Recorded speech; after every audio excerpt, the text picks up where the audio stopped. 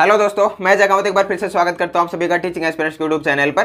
दोस्तों, रीट के आंसर की आ चुकी थी, उसके बाद में यहाँ पे आपको आपत्ति दर्ज करवाने के लिए भी एक टाइम दिया गया था। यदि आपको लगता है कि भाई आपके किसी क्वेश्चन में आपका आंसर सही था और बोर्ड ने उसको गलत मान लिया है, तो उसके लिए आपको एक टाइम दिया गया था कि आप एक वैलिड प्रूफ के साथ में हमें यहाँ पे आपकी आपत्ति दर्ज करवाएं। उसके बाद में हम उसके ऊपर एनालिसिस करेंगे, उसको देखेंगे कि क्या सच में आपका आंसर सही था। उसके बाद में आपको यहाँ पे बोनस के तौर पर या फिर डबल ऑप्शन करके आपको यहाँ पे एक्स्ट्रा मार्क्स दे दिए जाते हैं। तो अभी आपके आपत्ति दर्ज करवाने की कल लास्ट डेट थी, वो जा चुकी है। तो अभी उसके बाद में आप लोगों के कुछ सवाल आ रहे थे, तो उन सवालों के ऊपर मैं चर्चा करने वाला हूं। एक तो भाई यही सवाल था कि भाई आपकी अभी कुल आपत्तियां कितनी दर्ज हुई है। उसके बाद में सवाल था कि भाई रिजल्ट कब तक आएगा। तीसरा आपका क्वेश्चन था कि कितने नंबर यहां पे बढ़ सकते हैं। अभी कि हमारे किसी का 1 कम पड़ रहा है, किसी के 2 मार्क्स कम पड़ रहे हैं, तो उन लोगों का यही सवाल था कि कितने मार्क्स तक यहाँ पे बढ़ सकते हैं। इसको लेकर चर्चा करेंगे। उसके बाद में अपना अगला क्वेश्चन होने वाला, आपका अगला क्वेश्चन था कि यहाँ पे नॉर्मलाइजेशन होगा या नहीं होगा। उसके बाद में आपका अगला क्वेश्चन था कि अगर नॉर्मलाइजेशन होता है तो आपके नंबर कम हो सकते हैं या फिर बढ़ सकते हैं। उसके ऊपर भी चर्चा करने वाले हैं। साथ ही में अपन बात करेंगे कि कौन सी शिफ्ट में यहाँ पे ज्यादा चांसेस है कि मार्क्स ज्यादा बढ़ सकते हैं। उसके बाद में अपन बात करेंगे कि भाई जिनकी पात्रता क्लियर नहीं हो रही है उनको भी आगे क्या करना चाहिए। तो आपके 5-6 सवाल थे, इनके ऊपर चर्चा करने वाले हैं। तो देखिए, अगर सबसे पहले मैं बात करता हूं कि कुल कितनी आपत्तियां लगी हैं, तो भाई मैं आपत्तियों की यहाँ पे पहली संख्या की बात करता हूं। तो देखिए, यहाँ पे भी आपके 1800 आपत्तियां दर्ज हुई हैं। 1800 यहाँ पे संख्या बताई गई है, जो आपने आज के न्यूज़पेपर में भी देख लिया होगा, मैंने टेलीग्राम चैनल पे भी डाल दिया था। तो भाई देखिए, इस बार आपके पिछली बार के कंपेरिजन में यहाँ पे लगभग 3 गुना कम हुई है। क्योंकि देखिए, पिछली बार आपकी थी लगभग 5500 के आसपास आपत्तियां थी जब आपकी लास्ट रीट हुई थी, और इस बार आपकी लगभग 1800 रीट आपत्ति आई है। तो आपके यहाँ पे कुछ आपत्तियां कम देखी गई है। और इसका रीजन एक तो ये भी है कि भाई बोर्ड ये मानता है कि इस बार हमने जब आंसर की जारी की थी तो हमने पूरा अच्छे से यहाँ पे एनालिसिस किया था। उसके बाद में हमें लगा था कि हमारे 12 क्वेश्चन ऐसे हैं जिनके क्वेश्चंस में कुछ ना कुछ मिस्टेक है, तो हमने वहां पे कुछ क्वेश्चन में बोनस दे दिए, कुछ क्वेश्चन में हमने 2-2 ऑप्शन करके दे दिए थे। इसलिए भाई इस बार आपत्तियां कम हुई है। और एक ये भी रीजन बताया कि इस बार हमने पेपर भी अच्छे से सेट किया है ताकि बाद में आपत्तियां कम आए। तो एक ये भी रीजन बताया। बाकी चलो, इससे अपने को कुछ खास फर्क नहीं पड़ता कि भाई आपत्तियां क्यों कम आई है, लेकिन अपने को बस ये देखनी थी कि भाई आपकी आपत्ति यहाँ पे 1800 दी गई है। अब इसके बाद में मैं बात करता हूँ कि भाई आपके यहाँ पे अभी आपत्तियों की मैंने बात कर ली। इसके बाद में बात करते हैं कि भाई रिजल्ट कब तक आएगा। तो देखिए, आज के न्यूज़पेपर में भी आपने देखा होगा कि भाई बोर्ड ने अपनी जो भी टीम बनाई है कि भाई आपके जो आपत्ति आई है इनके ऊपर अच्छे से एनालिसिस करो, डिटेल से देखो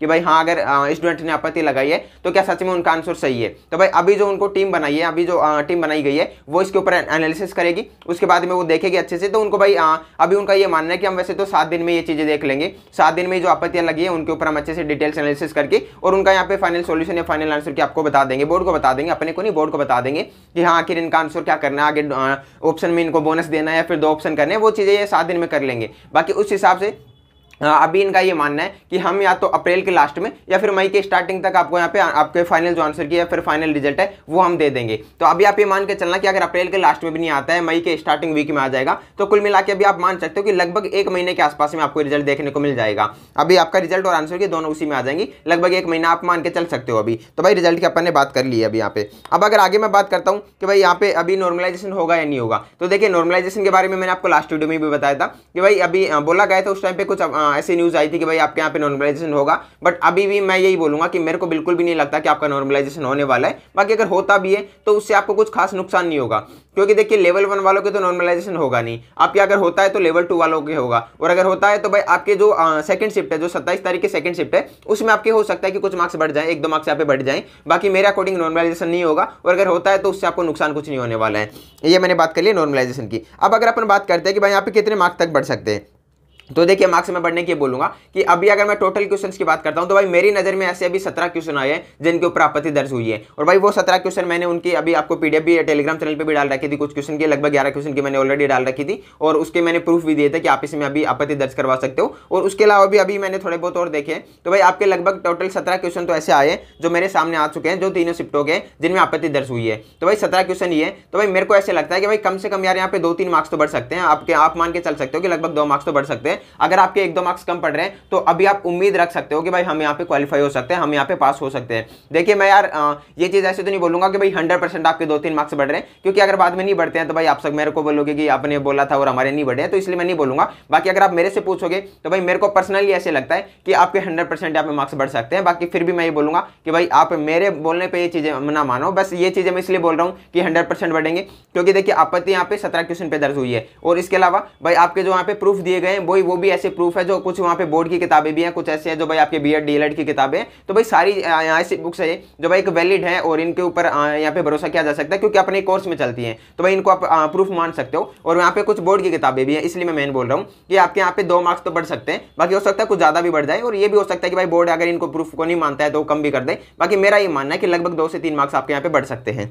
तो भाई मैंने यहाँ पे नंबरों की बात कर ली है, नॉर्मलाइजेशन की मैंने बात कर ली है कि नॉर्मलाइजेशन मुझे नहीं लगता कि होगा, अगर होता है तो कुछ खास नुकसान नहीं होगा। उसके बाद में अपन बात करते हैं कि क्या मार्क्स यहाँ पे कम भी हो सकते हैं। तो देखिए कुछ मैंने यूट्यूबर्स के वीडियो देखे, उन्होंने ये बोला है कि अगर नॉर्मलाइजेशन होता है तो भी मार्क्स कम होंगे। अगर यहाँ पे क्वेश्चंस में किसी में आपत्ति दर्ज करवाइए और आपत्ति दर्ज करवाने के बाद में आपके वाला ऑप्शन सही होता है तो पहले वाले ऑप्शन को वहाँ पे काट देंगे वहाँ से। तो देखिए अगर मैं दोनों ही चीज़ों की बात करता हूँ तो देखिए अगर नॉर्मलाइजेशन होता है तो भी मेरे को नहीं लगता कि मार्क्स कम होंगे। और अगर यहाँ पे किसी और क्वेश्चन का भी जैसे कोई मान के चलो कि कोई क्वेश्चन है, जैसे एक भाषा प्रयोगशाला वाला क्वेश्चन था, उसमें अभी बहुत सारे स्टूडेंट ने आपत्ति लगाई है। अगर उस क्वेश्चन में अभी नई आपत्ति लगाने के बाद में अगर नया ऑप्शन यहाँ पे सही निकल के आता है तो भाई पुराने ऑप्शन को भी वहाँ पे कट नहीं करेंगे, उसमें भी आपको मार्क्स दिए जाएंगे। जिनका पहले सही था उनका सही माना जाएगा। इसलिए भाई अभी मार्क्स आपके कम होने के चांसेस तो मुझे ना के बराबर लगते हैं। बाकी अगर होते भी है तो मुश्किल से भाई कोई एक आधा नंबर कम हो जाए तो हो जाए, बाकी मेरे को नहीं लगता कि मार्क्स यहाँ पे कम होने वाले हैं। तो भाई ये भी मैंने बात कर ली है।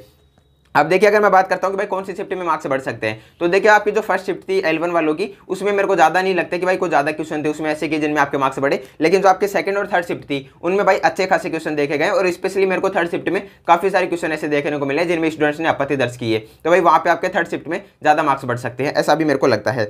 और देखिए मैंने बात की है कि भाई जिन स्टूडेंट्स की पात्रता क्लियर नहीं हो रही है, तो भाई अगर आपको लगता है कि मेरे को तो राजस्थान में ही जॉब करनी है, तो भाई आपके पास में बहुत सारे ऑप्शन है। अगर आपने CET कर रखी है तो भाई आपके पास में पुलिस कांस्टेबल का ऑप्शन है। और अगर आपने नहीं कर रखी है तो भाई आपके चतुर्थ श्रेणी की अभी भर्ती आई है, 4th ग्रेड में वैकेंसी आई है। भाई बहुत अच्छे खासे 50,000 से ज्यादा पोस्ट आपको वहां पे देखने को मिल रही है, आप उधर तैयारी कर सकते हैं। और अगर आपके मन में ये कि मेरे को तो टीचर ही बनना है, तो भाई आप जा सकते हो DSSB की तरफ, आप जा सकते हो KVS की तरफ, आप जा सकते हो EMRS की तरफ, आप जा सकते हो NVS की तरफ। और इसके अलावा भी अदर स्टेट में वैकेंसी आती है। बाकी 4 वैकेंसी ऐसी है जो आपको यहाँ पे केंद्र में मान सकते हो इनको। बाकी DSSB वाले है वैसे दिल्ली की, पर आप उसको भी केंद्र की भर्ती मान सकते हो, क्योंकि सेम आपके वही पे ग्रेड वगैरह सब कुछ वही चीजें होती है। और इन सभी वैकेंसियों के लिए भाई अभी अपना जो नया चैनल है उसको सब्सक्राइब कर लेना। इन सभी वैकेंसी को टारगेट करके उस पर वीडियोस आते रहेंगे अब कंटिन्यू।